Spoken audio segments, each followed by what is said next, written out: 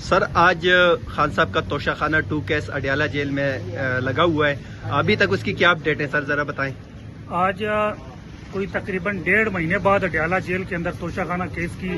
سماعت کو بحال کیا گیا۔ اس سے پہلے G11 جوڈیشل کمپلیکس سے ہی تاریخیں دی جاتی تھی، اور آج ہم یہاں عمران خان صاحب کی فیملی اور ان کے وکلاء ہم سب یہاں اس وقت گیٹ پہ پہنچے ہیں۔ اس وقت 12:30 بجے، ہم 10 بجے کے یہاں موجود ہیں،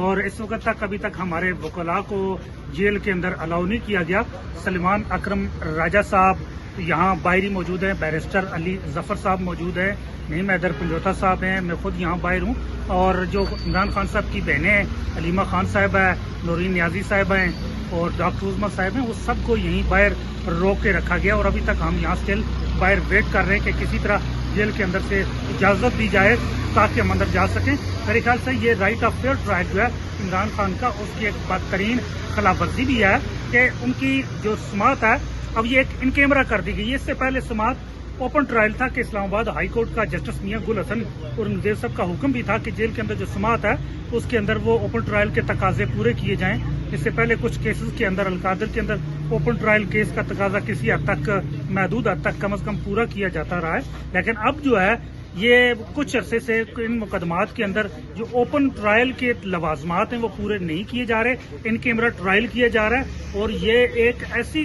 پروسیڈنگ کی جا رہی ہے کہ جس کے اندر نہ جو عمران خان صاحب ہیں ان کی نالج میں چیزیں، ان کے وکلاء سارے باہر موجود ہیں، اور ٹرائل اندر ایک طرف سے چلایا جا رہا ہے۔ یہ آئین کے اوپر، قانون کے اوپر، خصوصاً عدلیہ کے اوپر ایک بہت بڑا سوال ہے۔ سر جس طرح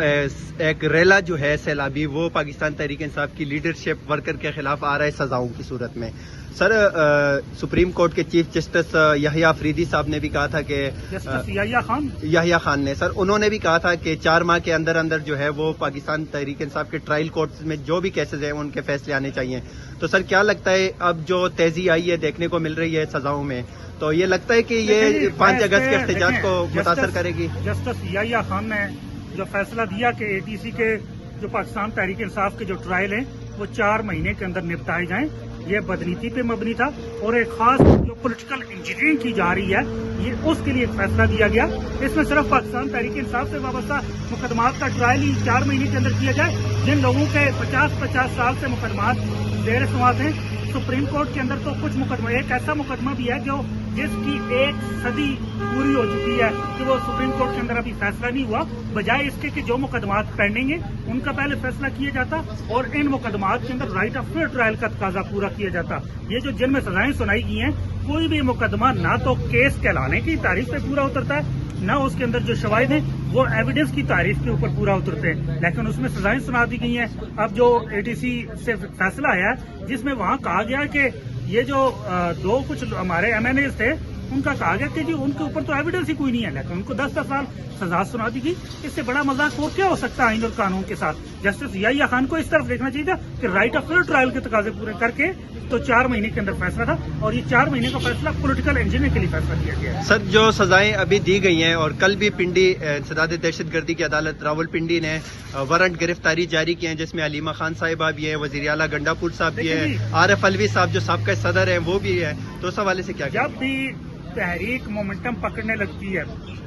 جب بھی عمران خان کی دی ہوئی کال کے اوپر تحریک کا ایک زور پکڑنے شروع کرتی ہے، اسی وقت عدالتوں سے وارنٹ ایشو ہونا شروع ہو جاتے ہیں۔ اس کے بعد پورا سال امن رہتا ہے، پھر کوئی وارنٹ نہیں ہوتی۔ جب تحریک کی کال ہوگی وارنٹ نکلنا شروع ہو جائیں گے۔ علیمہ خان کا یا آپ نے ان کے وارنٹ کی بات کی، اب جب تحریک نہیں تھی کوئی وارنٹ نہیں تھا۔ پچھلی بار اکتوبر کے اندر 2024 کے اندر جب وہ تحریک احتجاج شروع ہوا تو وہ اٹھا کے ان کو جیل میں ڈال دیا گیا، گرفتار کر لیا گیا۔ تو یہ دیکھیں،